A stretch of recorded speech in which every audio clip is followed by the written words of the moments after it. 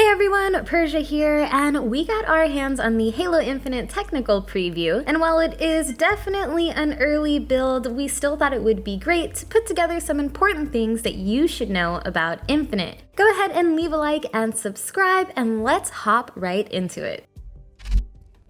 The minimap in Halo Infinite works a little bit differently than minimaps of Halo's past in terms of how you are detected by the map. While the map is always visible, that doesn't necessarily mean your enemies are going to show up on the map just because they're in range. Of course, in the past, crouching was a good way to avoid detection, but now you can crouch and walk without being detected. This leaves sprinting, shooting your gun, or taking damage as the requirements needed to pop up on the minimap. So if you are used to using the map for intel, you might get snuck up on one or two more times than expected until you get used to this change. Halo Infinite also has a ping system, and you can also get points and assists for pinging enemies correctly and helping out the team. Along with that, the AI callouts are surprisingly good, so if you're not on comms, then there are definitely more options in Infinite to get some sort of communication with your teammates without physically being on the mic.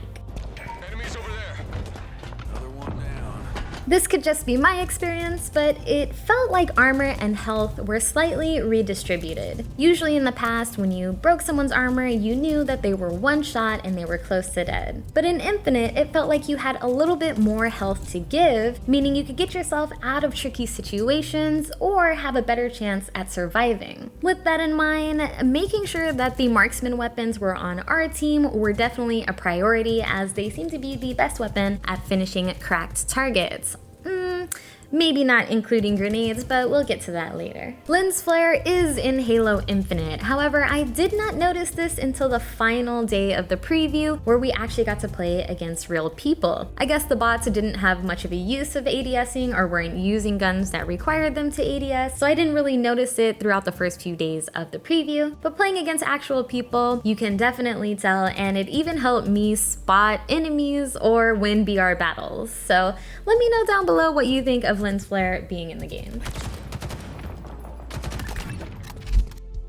The abilities in Halo Infinite are actually super interesting, but first things first, if you want to pick one up, all you gotta do is run or walk over it. If you have empty pockets, it'll be picked up automatically. If you don't have empty pockets, then you're gonna need to pick it up manually by holding X. The deployable shield is a lot less annoying than I thought it was gonna be. It definitely has a long startup time as well, so you're not gonna wanna toss it in the middle of a gunfight because you're probably gonna die before it even activates. However, if you can place it down at a popular choke point ahead of time, you're always gonna have the advantage in a one-on-one. The shield itself does take damage, and chunks of it will disappear once it takes too much damage, but it's still a great option if you're trying to get a leg up on the competition, or if you're trying to pass a very heated choke point with a little bit more safety. The grapple is probably my favorite ability of all of the abilities so far. It adds some much needed variety to the vertical movement of the game, but it's not a part of our main kit like I thought it was gonna be. It's an ability that spawns on the ground that you will have to pick up and comes with a limited number of uses, so you also have to be strategic with how you use it. Active camo and overshield are making their return to Halo Infinite, but they work a little bit differently than how they used to. They are abilities after all, which means you will have to pick them up from their spawn point, and then you'll have to manually apply it to get its special effect. This means you have to be smart about picking it up, and you have to be safe about when you actually activate it, because you can die before it is fully active and it will drop on the floor, which means your opponent can pick it up instead. We got to check out 3 of the maps during the preview, which were Livefire, Recharge, and Bazaar. They were all pretty small, but exactly what you would expect for a 4v4 Slayer arena-style map, which made grenades even more dangerous and teamwork even more important, but I'm definitely here for it. One of my favorite things, though, about each map was that power weapons and marksman weapons would rotate with each and every match, so you weren't guaranteed to have a BR or a command commando or rockets or a sniper, but it definitely added some variety and kind of changed how my team would approach certain matches. If a more favorable power weapon was spawning that match, well, we would favor that. But if the marksman weapons were a little bit more in our favor, then we might go that way instead. I think this is awesome, and I hope it's something that we see consistently moving forward.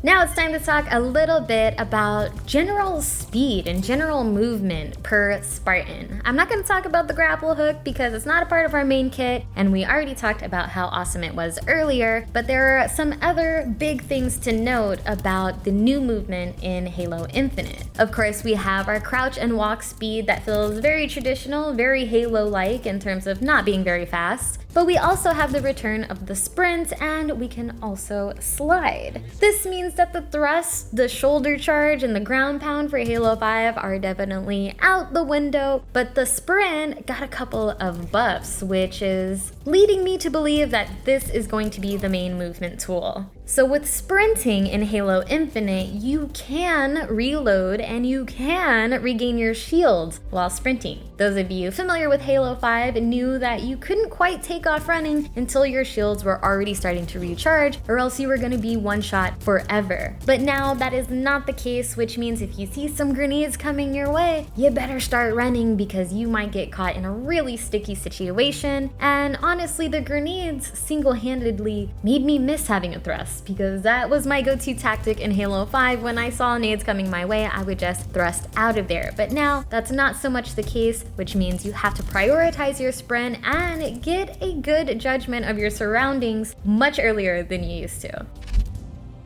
Time to go ahead and talk about some of the weapons, starting with the pistol. It was definitely a polarizing feeling using the pistol because some moments when all of my headshots are perfect and my aim is on point, I felt I was as close to a Halo 1 pistol as I could get. But if those headshots were not accurate and I was getting one too many body shots or shoulder shots, we easily crept into Halo 2 pistol territory, which is not what we want, especially when there is no dual wield. But if you got the aim to back it up, the pistol is definitely a deadly one in Infinite.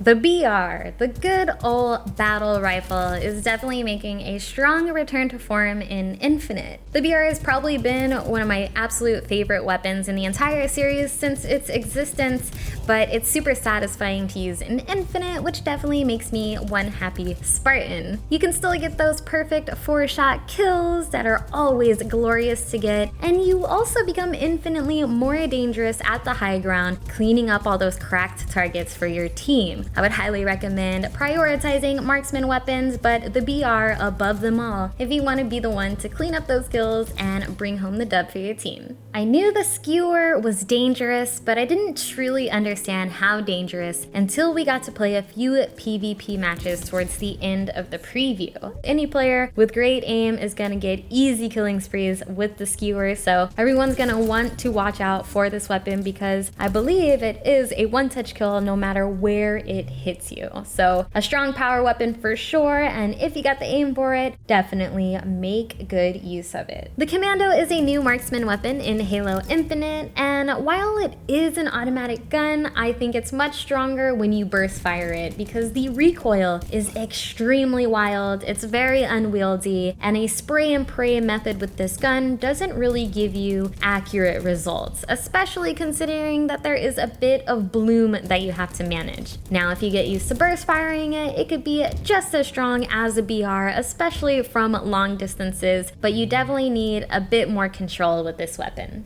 When the game gives you an advice tip that tells you you should start or end your gun battle with a grenade, I think it's safe to say that grenades are pretty strong. Spartans are closing in. Kill. Game triple kill. Overkill.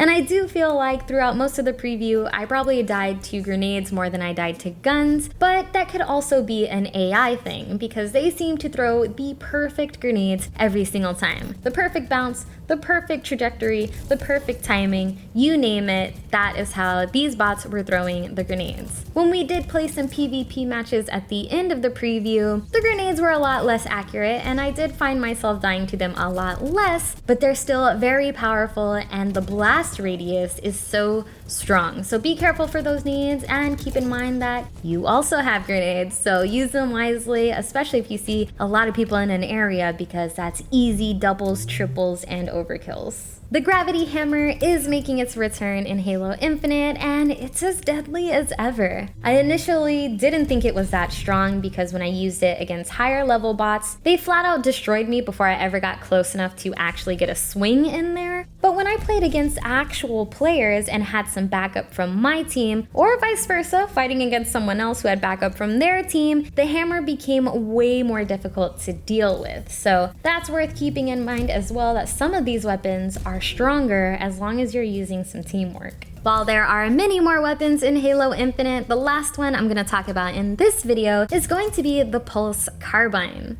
The Pulse Carbine is a really interesting weapon, and it shoots a 3-round burst of plasma bullets. These bullets kind of inherited some Halo 2 plasma pistol traits in terms that there is a little bit of tracking on the bullets, and it only takes 1 burst to break your shields. It only takes 2 bursts to kill you completely, so it's definitely a dangerous weapon in the right hands, but honestly, I think it's the most dangerous if you're rolling around with a teammate who's using a marksman weapon, because then, in theory, you and your teammate can go around two-shotting every person you come across. But it also means you can keep a marksman weapon on your secondary and do the two-shotting yourself if your aim with the Pulse Carbine is on point. Alright everyone, that is a wrap on this video, but that's not a wrap on Halo Infinite previews, because the devs have already confirmed that more previews and more flights are on the way for Halo Infinite before launch. This means you can head over to HaloWaypoint.com and you still have time to sign up for one of those future previews by following all the instructions for the Halo Insider program. Don't miss out, because this game is great and you're gonna want to give it a try for yourself, and I guarantee you're gonna want to do that before launch. I hope you guys enjoyed this video. If you did, leave a like. Let me know down below what your favorite thing in the preview was so far, and if you want to see more Halo goodness, because we're gonna be doing all of that over here on GameSpot, then make sure you subscribe and hit the notification bell. Thank you all so much again for watching, and we will see you next time. Peace!